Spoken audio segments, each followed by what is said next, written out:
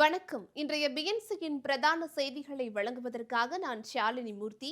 விரிவான செய்திகளை பார்ப்பதற்கு முன்னதாக தலைப்புச் செய்திகளை பார்க்கலாம். இந்த தேர்தல் தான் திமுகவுக்கு இறுதி தேர்தல், உறுதியாக சொன்ன அதிமுக பொதுச் செயலாளர் எடப்பாடி கே பழனிசாமி. கூட்டணி உறுதியானால் ஊடகங்களில் தெரிவிப்போம். தேமுதிக பொதுச் செயலாளர் பிரேமலதா விஜயகாந்த் அறிவிப்பு.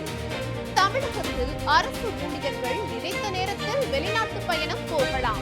விதிமுறைகளை எளிதாக்கி தமிழக அரசு புதிய உத்தரவு. அமைச்சர் கே என் நேருவிடம் லஞ்ச ஒழிப்புத்துறை முதல்கட்ட விசாரணை. உயர்நீதிமன்றத்தில் தமிழக அரசு தகவல். குடியரசு தினத்தை முன்னிட்டு ஜனவரி 26ஆம் தேதி காமராஜர் சாலையில் ட்ரோன்கள் பறக்க தடை. போக்குவரத்து காவல்துறை அறிவிப்பு. இனி வருவது விரிவான செய்திகள். இந்த தேர்தல் தான் திமுகவுக்கு இறுதி தேர்தல் என்றும் குடும்ப ஆட்சிக்கு முடிவு கட்டுகிற தேர்தல் என்றும் அதிமுக பொதுச் செயலாளர் எடப்பாடி கே பழனிசாமி உறுதியாக கூறியுள்ளார். மதுராந்தகத்தில் நடைபெற்ற என்டிஏ கூட்டத்தில் பேசிய அவர் ஆட்சிக்கு முடிவுரை எழுத தயாராகிவிட்டதாக கூறினார். பிரதமர் மோடி பேசும்போது திமுக ஆட்சியின் முடிவுக்காக கவுண்ட் டவுன் ஸ்டார்ட் ஆகிவிட்டதாகவும் தெரிவித்தார். தேமுதிக எனது குழந்தை, அதற்கு நல்லது செய்வது என் கடமை என்று பிரேமலதா விஜயகாந்த் கூறியுள்ளார். சட்டசபை தேர்தலில் யாருடன் கூட்டணி என்று இதுவரைக்கும் உறுதி செய்யாமல் இருக்கிறார் தேமுதிக பொதுச் செயலாளர் பிரேமலதா விஜயகாந்த். இரட்டை இலக்க எண்ணிக்கையில் தொகுதிகள், ஒரு ராஜ்யசபா எம்பி என தேமுதிகவின் கோரிக்கையாக இருக்கிறது. அதிமுக, திமுக ஆகிய இரண்டு கட்சிகளுடன் தேமுதிக பேசி வருவதாக தகவல் வெளியாகியுள்ளது. இந்த நிலையில் ஊடக செய்திகளுக்கு பதில் சொல்ல முடியாது என்று கூறிய பிரேமலதா, கூட்டணி உறுதியானால் அது குறித்து ஊடகங்களில் வெளிப்படையாகவே அறிவிப்போம் என்றார். தமிழக அரசு ஊழியர்களுக்கு சிரமமின்றி பாஸ்போர்ட் விண்ணப்பித்து தடையில்லா சான்றை எளிதாக பெற அரசாணை வெளியிட்டுள்ளது. இதன் மூலம் முன்பு கடுமையாக இருந்த விதிமுறைகள் எளிதாக்கப்பட்டு ஊழியர்களுக்கு பாதுகாப்பான, விரைவான மற்றும் நடைமுறை சார்ந்த வசதிகள் கிடைக்கும் வகையில் மாற்றம் செய்யப்பட்டுள்ளது. அதன்படி தமிழகத்தில் அரசு ஊழியர்கள் இனிமேல் நினைத்த நேரத்தில் வெளிநாட்டு பயணம் மேற்கொள்ளலாம் என்று கூறி விதிமுறைகளை எளிதாக்கி தமிழக அரசு புதிய உத்தரவு பிறப்பித்துள்ளது. அதே நேரம் அரசு ஊழியர் வெளிநாட்டிற்கு சென்றுவிட்டு அரசின் அனுமதி பெறாமல் அங்கு வேலை தேடக்கூடாது என்று தெரிவிக்கப்பட்டுள்ளது. மதுரை மாவட்டம் திருமங்கலம் அருகே வடக்கம்பட்டி கிராமத்தில் தை மாத வெள்ளிக்கிழமையை முன்னிட்டு முனியாண்டி கோவில் பிரியாணி திருவிழா கொண்டாடப்பட்டது. முனியாண்டி விலாஸ் ஹோட்டல் உரிமையாளர்கள் இணைந்து ஆண்டுதோறும் கொண்டாடப்படும் இந்த திருவிழாவில் மேல தாளத்துடன் நடந்த பால்குடம், பூந்தட்டு ஊர்வலத்தில் ஏராளமானோர் பங்கேற்று நேர்த்திக்கடன் செலுத்தினர். பெண்கள் ஊர்வலமாக சென்று பொங்கல் வைத்தனர். ஹோட்டல் உரிமையாளர்கள் கிராமத்தினர் நேர்த்திக்கடனாக வழங்கிய 110 ஆடுகள், 350 கோழி மற்றும் சேவல்கள் கோவிலின் முன் பலியிடப்பட்டன. பிரியாணி சமைக்கும் பிரத்யேக சமையல் கலைஞர்களை கொண்டு 2500 கிலோ அரிசியில் பல அண்டாக்களில் விடிய விடிய பிரியாணி சமைக்கப்பட்டு பக்தர்களுக்கு பிரசாதமாக வழங்கப்பட்டது. அமலாக்கத்துறை குற்றச்சாட்டு தொடர்பாக அமைச்சர் கே என் நேருவிடம் லஞ்ச ஒழிப்புத்துறை முதல்கட்ட விசாரணை நடத்தி வருவதாக உயர்நீதிமன்றத்தில் தமிழக அரசு தரப்பில் தகவல் தெரிவிக்கப்பட்டுள்ளது.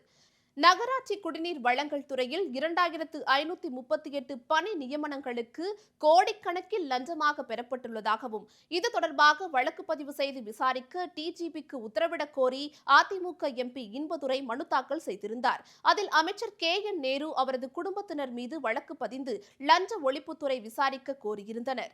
இந்த மனு மீதான விசாரணை நடைபெற்ற போது டிஜிபி தரப்பில் பதில் மனு தாக்கல் செய்யவும் அவகாசம் கோரப்பட்டதை அடுத்து 28ஆம் தேதிக்கு வழக்கு விசாரணை தள்ளி வைக்கப்பட்டுள்ளது. சென்னை மாவட்டத்துக்கு உட்பட்ட 16 சட்டப்பேரவை தொகுதிகளிலும் வாக்காளர் பட்டியல் சிறப்பு தீவிர திருத்தத்திற்கான ஏற்புரைகள் மற்றும் மறுப்புரைகள் தாக்கல் செய்யும் காலம், வாக்காளர் பட்டியலில் பெயர் சேர்க்க திருத்துவதற்கான அவகாசம் ஜனவரி 30ஆம் தேதி வரை நீட்டிக்கப்பட்டுள்ளது. இந்த நிலையில் வார விடுமுறை நாட்களான இன்றும் நாளையும் சென்னையில் உள்ள 4079 வாக்குச்சாவடி மையங்களிலும் சிறப்பு முகாம்கள் நடத்தப்படும் என மாநில தேர்தல் ஆணையம் அறிவித்துள்ளது. கறிக்கோழி வளர்ப்பு விவசாயிகள் போராட்டத்தில் உரிய நடவடிக்கை எடுக்கப்படும் என்று அமைச்சர் அனிதா ராதாகிருஷ்ணன் தெரிவித்தார். தமிழகத்தில் தனியார் நிறுவனங்கள் கோழி குஞ்சுகளை விவசாயிகளிடம் கொடுத்து வளர்த்து 45 நாட்களுக்கு பின் திரும்ப பெற்றுக் கொள்கின்றார்கள். இதற்காக 1 கிலோ கோழிக்கு ₹6.50 கூலியாக தருகிறார்கள். இந்த கூலியை ₹20 உயர்த்தி தரும்படி பல்வேறு மாவட்டங்களில் கறிக்கோழி வளர்ப்பு உரிமையாளர்கள் போராட்டம் நடத்தி வருகின்றனர். குடியரசு தினத்தை முன்னிட்டு ஜனவரி 26 காமராஜர் சாலையில் காந்தி சிலை முதல் போர் நினைவு சின்னம் வரை காலை 6 மணி முதல் நிகழ்ச்சி முடியும் வரை வாகனங்கள் அனுமதிக்கப்பட மாட்டாது என போக்குவரத்து காவல்துறை அறிவித்துள்ளது. வரும் 26 சென்னை மெரினா கடற்கரையில் உழைப்பாளர் சிலை எதிரே ஆளுநர் RN ரவி தேசிய கொடியை ஏற்றி மரியாதை செலுத்த இருக்கிறார். இவ்விழாவில் முதலமைச்சர் மு.க.ஸ்டாலின் உள்ளிட்ட பலர் கலந்து கொள்ள உள்ளனர். இதை முன்னிட்டு மெரினா மற்றும் அதை சுற்றி போக்குவரத்தில் மாற்றம் செய்யப்பட்டுள்ளது. முன்னெச்சரிக்கை நடவடிக்கையாக ட்ரோன்கள் பறக்க தடை விதிக்கப்பட்டுள்ளது. திருப்பரங்குன்றம் மலையை தொல்லியல் துறை கட்டுப்பாட்டில் எடுத்து தீபத்தூணில் அணையா தீபத்தை ஏற்ற கோரும் ரிட் மனுவுக்கு பதிலளிக்க மத்திய அரசுக்கும் தமிழ்நாடு அரசுக்கும் உச்சநீதிமன்றம் உத்தரவிட்டுள்ளது. இது தொடர்பான மனு விசாரணைக்கு வந்தபோது திருப்பரங்குன்றம் மலையில் உள்ள சுப்பிரமணிய சுவாமி கோவிலை மத்திய தொல்லியல் துறை கட்டுப்பாட்டில் எடுத்துக்கொள்ள உத்தரவிட வேண்டும், திருப்பரங்குன்றம் மலையில் உள்ள தீபத்தூணில் அணையா தீபத்தை ஏற்ற உத்தரவிட வேண்டும் எனவும் வாதிடப்பட்டது. வீட்டிற்கு ஒரு பெண் குழந்தை நாட்டின் நாளைய நம்பிக்கை, அன்பால் அரவணைப்போம் என தாவேக்கு தெரிவித்துள்ளது. தேசிய பெண் குழந்தைகள் தினத்தை முன்னிட்டு தாவேக்கு கொள்கை பரப்பு பொதுச் செயலாளர் அருண்ராஜ் வெளியிட்டுள்ள எக்ஸ் தள பதிவில் அறிவாள் உயர்த்துவோம், பெண் குழந்தைகளின் கனவுகளுக்கு சிறகு கொடுப்போம் என்று பதிவிட்டுள்ளார். பெண் குழந்தை என்பது மென்மையின் அடையாளம் மட்டுமல்ல, அது சக்தியின் மறு உருவம். அவளுக்கு கல்வி எனும் ஆயுதத்தையும் அன்பெனும் அரவணைப்பையும் கொடுங்கள், அவள் இந்த உலகத்தையே வெல்வாள் என்று குறிப்பிட்டுள்ளார். இத்துடன் இந்நேரத்திற்கான செய்திகள் நிறைவடைகின்றன. அண்மை செய்திகளை உடனுக்குடன் தெரிந்து கொள்ள எப்பொழுதும் BNC டைம்ஸ் சேனலுடன் இணைந்திருங்கள். நன்றி.